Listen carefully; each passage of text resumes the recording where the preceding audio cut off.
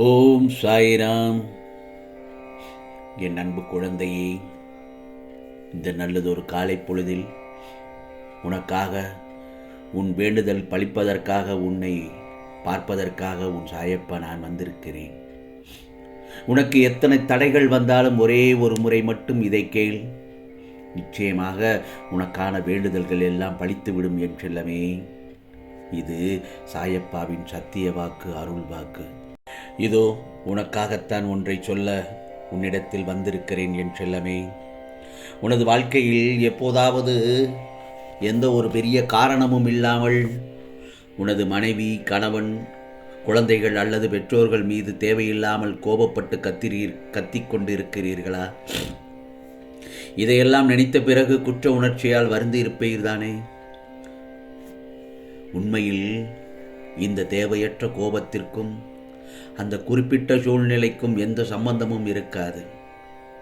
இது நம்முடைய மனதிற்குள் நீண்ட நாட்களாக புதைந்து கிடைக்கும் முடிவில்லாத உணர்ச்சிகளின் வெளிப்பாடாகும். இப்படிப்பட்ட மரண தண்டனைகளை எப்படி கண்டறிந்து சரி செய்வது என்பதை பற்றித்தான் நான் உனக்கு சொல்ல காத்திருக்கிறேன். ஏன் எல்லாம் இப்படி நடக்கிறது என்று தானே நீ ஆதங்கப்படுகிறாய்? நமக்கு மிகவும் நெருக்கமானவர்களோ அல்லது அறிமுகமே இல்லாதவர்களோ கடந்த காலத்தில் நமக்கு ஒரு மிகப்பெரிய துரோகத்தையோ அல்லது வலியையோ ஏற்படுத்தி இருக்கலாம். அந்த நேரத்தில் நம்மால் அவர்களை எதிர்த்து எந்த கேள்வியும் கேட்டிருக்க முடியாது, அல்லது நமது உணர்ச்சிகளை வெளிப்படுத்தி இருக்க முடியாது. இப்படி வெளிப்படுத்தாத கோபம், ஏமாற்றம் மற்றும் அழுகை ஆகியவை நம் மனதிற்குள் ஒரு பிரஷர் குக்கர் போல தேங்கிக் கொண்டேதான் இருக்கும். இப்படி ஒரு வடிகால் இல்லாத போது தற்செயலாக நடக்கும் சின்ன சின்ன விஷயங்களுக்கு கூட சம்பந்தமே இல்லாத நபர்கள் மீது நமக்கு கோபம் வெடித்து சிதறுகிறது. ஆம் செல்லமே, இதிலிருந்து தப்பிப்பதற்காக நான் சில எளிய வழிமுறைகளையும் சொல்கிறேன் கேள். மனதில் இருக்கும் இந்த தேவையற்ற பாரத்தை இறக்கி வைக்க சில முக்கியமான வழிமுறைகளை நான் சொல்லும்படி பின்பற்று. தோல்வி, துரோகம், பணக்கஷ்டம், இவை அனைத்தையும் தாண்டி நிற்பது எப்படி? உனது கோபத்திற்கு பின்னால் இருக்கும் உண்மையான காரணம் என்ன என்பதை முதலில் கண்டறி. அது ஏமாற்றமா, குற்ற உணர்ச்சியா அல்லது பயமா என்பதை புரிந்து கொண்டு அந்த உணர்ச்சிக்கு ஒரு பெயரிடு என் செல்லமே.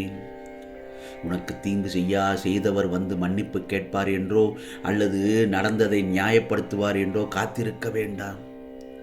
அந்த பிரச்சனைக்கான முடிவை நீங்களே உன் மனதிற்குள் உருவாக்கி கொள்ளுங்கள். உன் மனதில் உள்ள ஒட்டுமொத்த கோபத்தையும் சொல்ல நினைக்கும் வார்த்தைகளையும் ஒரு காகிதத்தில் எழுது. பின்னர் அந்த காகிதத்தை சுருட்டி வீசியோ கிழித்தோ அல்லது எரித்தோ உனது உணர்ச்சிகளை வெளியேற்றிவிடு. ஆகவே உனக்கு துரோகம் செய்தவர்களை அவர்கள் நன்மைக்காக மன்னிக்க வேண்டாம். உனது சொந்த மன அமைதிக்காக அவர்களை மன்னித்து கடந்து சென்று விடு. உன் மனதை வேறு சில நேர்மறையான விஷயங்களில் ஈடுபடுத்து என் செல்லவே. சில நேரங்களில் பாடு, ஓவியம் வரைவது அல்லது நல்லதொரு புத்தகத்தை படிப்பது, அந்த இடத்தை விட்டு சிறிது தூரம் விலகிச் செல்வது போன்ற மாற்று வழிகளில் உனது சக்தியை பயன்படுத்து. உனது எண்ணங்களை திசை திருப்பு. ஆகவே நமது மனப்பிரச்சனைகளுக்கு 100% முழுமையான தீர்வு கிடைத்துவிடும் என்று சொல்ல முடியாது. ஆனால் இந்த வழிமுறைகளை பின்பற்றுவதன் மூலம் குறைந்தது ஒரு 40% உனது மன அமைதியை திரும்ப பெற முடியும் என்பதுதான் உண்மை. இதுவே நமது வாழ்க்கையை இன்னும் சற்று நிம்மதியாகவும் சிறப்பாகவும் வாழ ஒரு சிறந்த தொடக்கமாக அமையும் என் செல்லமே. அதே போலத்தான் அடுத்து ஒரு மகிழ்ச்சியான மனநிலைக்கு வழிகாட்டும் பழக்கங்களை பற்றியும் சொல்கிறேன். உனக்கு விருப்பமான செயலை செய்யும் போது அவசரப்படாமல் ரசித்து செய்ய கற்றுக்கொள்.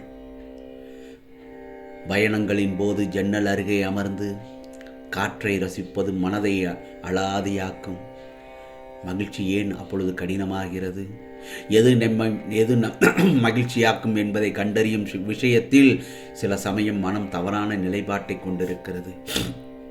ஆகவே மனதை உழுக்கும் ஏதேனும் ஒரு சம்பவம் நடந்தால் அதிலிருந்து மீள முடியாமல் தவிக்கும் போது துயரம் குடிகொள்ளும். அந்த சமயத்தில் தேவையற்ற சிந்தனைகள், எண்ணங்கள் எழுவது மனதை பலவீனப்படுத்திவிடும். அந்த சமயத்தில்தான் பதற்றத்தை உருவாக்கிவிடும். என் செல்லமே, ஏதாவது மகிழ்ச்சியாக நிகழ்வு ஒன்று நடந்த பிறகு மூளை விரைவாக அது போன்ற எதிர்பார்ப்புகளுக்கு பழகிவிடுகிறது. அந்த சமயத்தில் எதிர்பார்ப்பு ஈடேறாத போதுதான் மன மகிழ்ச்சி தடைபடும். அதிக பணம், அடிப்படை தேவைகளுக்கு மேலாக கவர்ச்சிகரமான வேலை, இப்பொழுது உள்ள டிஜிட்டல் தொழில்நுட்பங்களில் மூழ்கி விடுதல், கனவு வீடு, ஆடம்பரமான கார், ஆடைகள் பற்றிய சிந்தனையில் எந்நேரமும் மூழ்கி இருத்தல், விரும்பிய உடல் அமைப்பை பெறுவதற்கு போராடுதல். ஆகவே இது எல்லாம் உன் மகிழ்ச்சியை தடுத்து விடுகிறது. அதே போலத்தான் எது உனக்கான மகிழ்ச்சியை அதிகமாக்கும் என்பதையும் சற்று சொல்கிறேன் கேள் என் செல்லமே. நண்பர்கள், உறவினர்கள் மட்டுமின்றி உனக்கு ஏதாவது ஒரு வகையில் உதவி புரிந்தவர்களுடன் அவ்வப்போது பேசு. அவர்களிடத்தில் நேரில் தொடர்பு கொள்வது மற்ற எல்லாவற்றையும் விட சிறந்தது.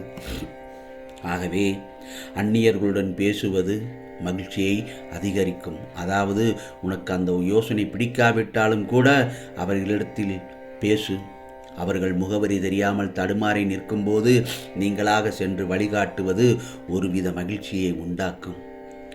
சிறிய தருணங்களில் ரசித்தல், அதாவது விருப்பமான செயலை செய்யும்போது அவசரப்படாமல் ரசித்து செய். நீ சாப்பிடும் உணவை ரசித்து சாப்பிடு. இப்படி சிறிய தருணங்களை ரசித்தல் மனதை மகிழ்ச்சிப்படுத்தும். நான் ஏற்கனவே சொன்னது போலத்தான் பயணங்களின் போது ஜன்னல் அருகே அமர்ந்து காற்றை ரசிப்பதும் இயற்கையை ரசிப்பதும் உன் மனதை அலாதியாக்கும்.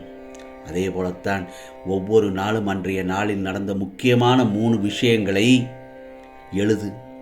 ஒரு பேப்பரில் எழுது. இந்த பழக்கம் மூளையை நல்லதொரு நிலைமைக்கு நினைவூட்டும் பயிற்சியை உனக்கு உண்டாக்கும். அந்த 3 விஷயங்களை உன்னை அதிகம் நேசிப்பவர்களுடன் பகிர்ந்து கொள்வது அதைவிட சிறந்தது. ஆகவே ஒருவருக்கு நல்ல செயலாக, தற்செயலாக ஒரு நல்ல செயலை செய். அந்த நபர் உறவினர்கள், நண்பர்களாக கூட இருக்கலாம். ஏற்கனவே அறிமுகம் இல்லாத நபராகவும் இருக்கலாம். குறிப்பாக உன் உதவியை எதிர்பார்த்து காத்திருப்பவர்களுக்கு உடனே உதவி செய். அவர்கள் உன்னை அணுகி கேட்க வேண்டும் என்று மட்டும் எதிர்பார்க்காதே. நீங்களாகவே செய்யும் அந்த உதவி உன்னையும் சம்பந்தப்பட்டவரையும் மகிழ்ச்சியான மனநிலைக்கு கொண்டு செல்லும் என்பதில் உண்மை. அதே போலத்தான் ஒவ்வொரு இரவும் குறைந்தது 7 மணி நேரம் தூங்கு என் செல்லமே. அதில் மட்டும் சமரசம் செய்ய வேண்டாம். உனது தூக்க அட்டவணை நிலையானதாக இருந்தால் அதுவே நோய் நொடி இல்லாத ஆரோக்கியமான மகிழ்ச்சியான வாழ்க்கை சூழலை உருவாக்கிவிடும். ஆகவே இதுதான் உனக்காக இந்த சாயப்பா சொல்லும் காலை நல்லதொரு செய்தி. இந்த செய்தியை கேட்ட பின் நிச்சயமாக உனக்கானதெல்லாம் நல்லதே நடக்கும், நல்லதே நடக்கும். ஓம் சாயிராம், ஓம் சாயிராம். ராம்ஜி அருள் கிடைக்கட்டும். ஓம் ஸ்ரீ சாயிநாதாய நமக.